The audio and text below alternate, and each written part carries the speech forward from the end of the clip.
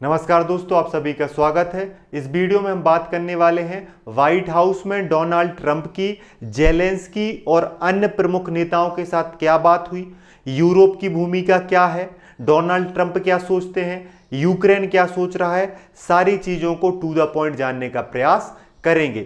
साथ में कुछ तस्वीरों को दिखाएंगे जिसमें आपको पता चलेगा कि वैश्विक कूटनीति किस तरीके से बदलती है। फरवरी में कुछ और स्थिति थी, अगस्त में कुछ और स्थिति है, पुतिन से मिलने के पहले कुछ और स्थिति थी, पुतिन से मिलने के बाद कुछ और स्थिति है।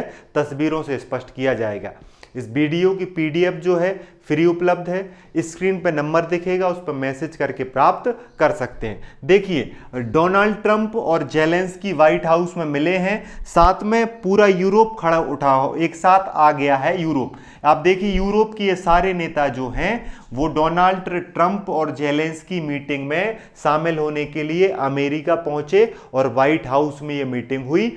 और ये जो है सारी जगह इसी चीज की चर्चा हो रही है कि यूरोप के इतने नेता एक साथ क्यों पहुंचे हैं। आगे इसके बारे में बताएंगे। पहले आप देखिए कूटनीति बदलती कैसे है। व्हाइट हाउस में ट्रंप और जेलेंस्की की मुलाकात हुई, ट्रंप और जेलेंस्की की मुलाकात हुई व्हाइट हाउस में, लेकिन इनकी मुलाकात पहले भी हो चुकी है। ये फरवरी की है, जहां पर जेलेंस्की और डोनाल्ड ट्रंप के बीच जो है वो तीखी बहस हो गई थी, लेकिन अगस्त में बहस नहीं हुई। अगस्त में जो है दोनों नेता अच्छे से मिले।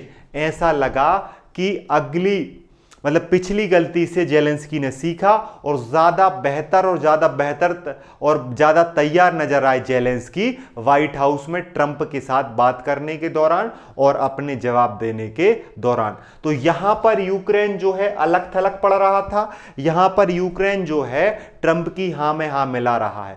और ये मीटिंग की जरूरत क्यों पड़ी? क्योंकि इसके पहले जो है ट्रंप किससे मिल चुके थे? अलास्का में जो है वो ट्रंप मिल चुके थे रूस के राष्ट्रपति पुतिन से। ये मीटिंग जो है अलास्का में हुई 15 अगस्त को। उसके बाद जो है मीटिंग हुई किस किस के बीच?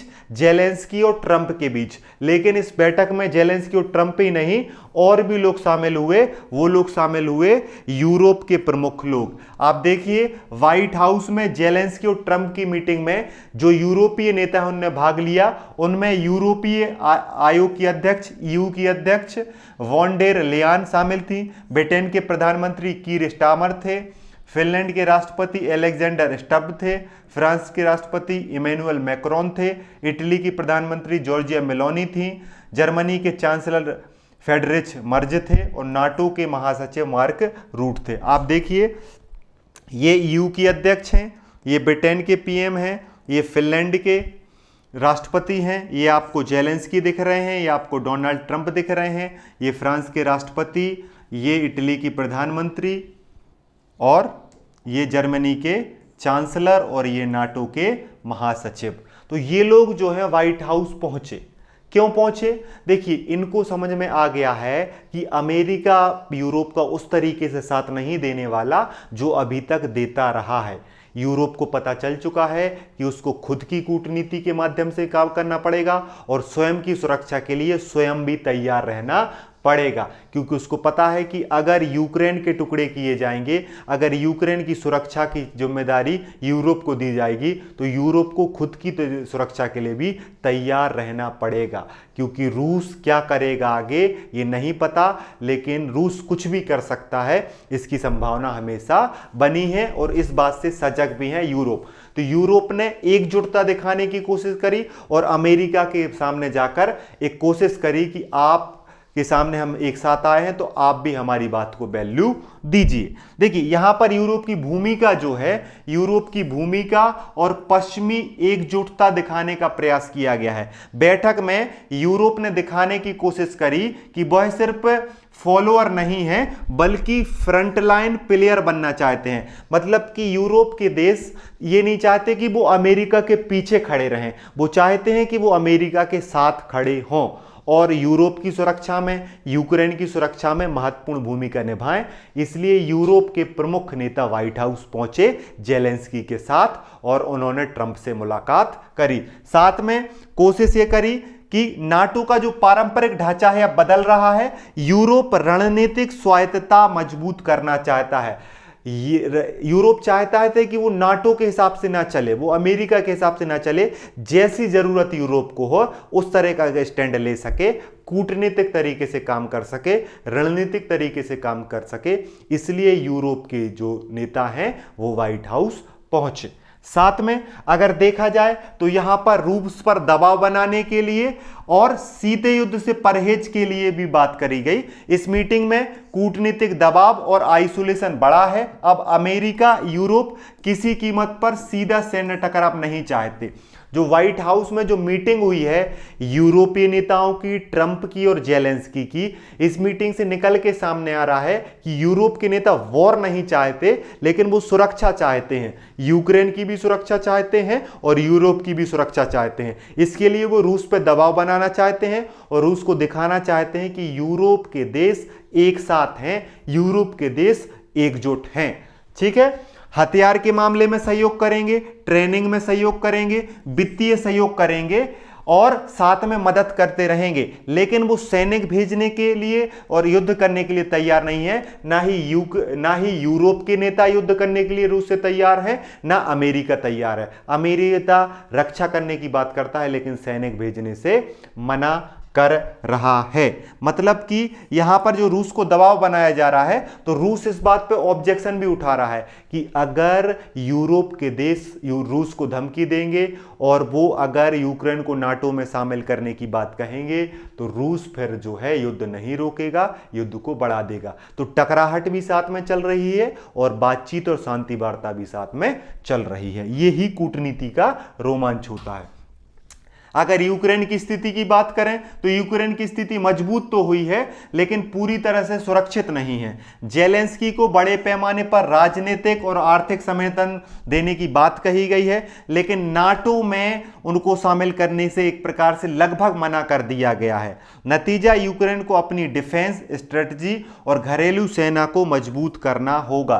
देखो, यूक्रेन के साथ एक समस्या फंस गई है। अगर वो शांति स्थापित करता है तो उसे रूस की शर्तें मानना पड़ेगी, रूस की शर्तें मानना पड़ेंगी तो उसको अपनी जमीन गंवानी पड़ सकती है, और अगर वो जमीन लड़ना चाहेगा तो उसको यूरोप और अमेरिका का साथ नहीं मिलेगा। तो एक तरफ यूक्रेन के लिए कुआं है और एक तरफ खाई है। अब यूक्रेन को डिसाइड करना है कि उसको समर्थन चाहिए और आर्थिक सहयोग चाहिए या अकेले युद्ध लड़ना है। देखो, अकेले युद्ध लड़ेगा तब भी मारा जाएगा और जमीन दे देगा तब भी उसको नुकसान होगा। मतलब कि पुतिन जो हैं वो बढ़त बना चुके हैं, रूस जो है वो बढ़त बना चुका है। अब यूक्रेन को डिसाइड करना है कि उसको जमीन देना है कि उसको सहयोग लेना है। ये आगे आने वाला समय बताएगा जब पुतिन, जेलेंस्की और शायद ट्रंप मिलेंगे, जो आगे आने वाले हफ्तों में बैठक होने की संभावना बताई जा रही है। ठीक है, लेकिन यहां पर ट्रंप की कूटनीति स्पष्ट है। ट्रंप ने साफ कर दिया है कि अमेरिका अब युद्ध में जो है फुट सोल्जर नहीं है बल्कि डील मेकर है। हथियार बेचेगा, सुरक्षा समझौते करेगा, डिप्लोमेसी करेगा, लेकिन युद्ध नहीं लड़ेगा। अमेरिका ने स्पष्ट कर दिया है कि अब वो कमांडर की भूमिका में नहीं है, वो अब मध्यस्थता की भूमिका में है। अमेरिका की पूरी कोशिश है कि अमेरिका के संसाधनों का जो प्रयोग है वो अमेरिका के विकास में किया जाए। यहां पर डोनाल्ड ट्रंप जो हैं उनको नोबेल प्राइज चाहिए है, और नोबेल प्राइज अमेरिका के कमांडर वाले रूप से नहीं मिलेगा, मध्यस्थ वाले रूप से मिलेगा। डोनाल्ड ट्रंप यूक्रेन और रूस के बीच मध्यस्थता करके, यूक्रेन को सुरक्षा का वादा करके, पुतिन को जो है वो कूटनीतिक वादा करके, दोनों तरीके से अपने आप को शांति दूत के रूप में दिखाएंगे और आगे स्थिति को बेहतर करने का प्रयास करेंगे। लेकिन सब चीज में वो क्या ढूंढेंगे? अमेरिका का फायदा ढूंढेंगे।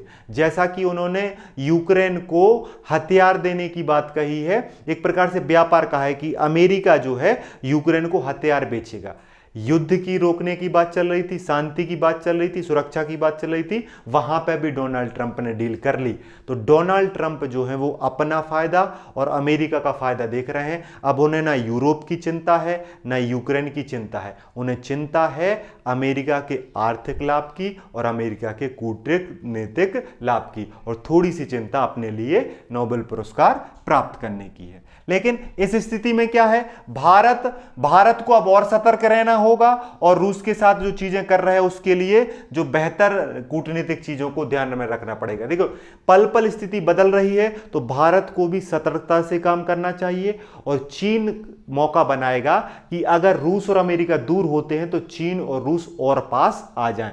तो चीन और भारत की नजरें लगातार इस मुद्दे पर बनी हैं। उनकी पूरी कोशिश है कि अमेरिका के साथ विवाद ना बढ़े और रूस के साथ सहयोग बना रहे। यही दोनों देश चाहते हैं, खास तौर पे भारत और चाइना की बात करें तो अगर हम निष्कर्ष की बात करें तो इस मीटिंग का निष्कर्ष क्या है, यह बैठक केवल यूक्रेन युद्ध तक सीमित नहीं है, यह आने वाले सालों में वैश्विक शक्ति संरचना की दिशा तय कर सकती है। यूरोप और अब रणनीतिक रूप से आत्मनिर्भर बनने की दिशा में आगे बढ़ रहा है, ऐसा लग रहा है। अमेरिका बिजनेस अप्रोच और सीमित दखल के रास्ते पे आगे बढ़ रहा है, ऐसा लग रहा है। रूस दबाव में है, फिर भी वार्ता की शर्तें अपने हाथ में रखना चाहता है। भारत और चीन जैसे देश पूरे खेल में संतुलन बनाने की कोशिश कर रहे हैं। और असली संदेश साफ है, भविष्य की जंग सिर्फ मोर्चे पर नहीं होगी, कूटनीति और गठबंधनों की मेज पर भी लड़ी जाएगी। अगर इस बैठक को आप देखो, यूरोप अपने आप को एकजुट दिखाने का प्रयास कर रहा है, आत्मनिर्भर दिखाने का प्रयास कर रहा है। अमेरिका अपने आप को मध्यस्थ दिखाने की कोशिश कर रहा है। रूस दबाव में है लेकिन अपनी शर्तों के साथ चीजों को शांति स्थापित करना चाहता है, युद्ध समाप्त करना चाहता है।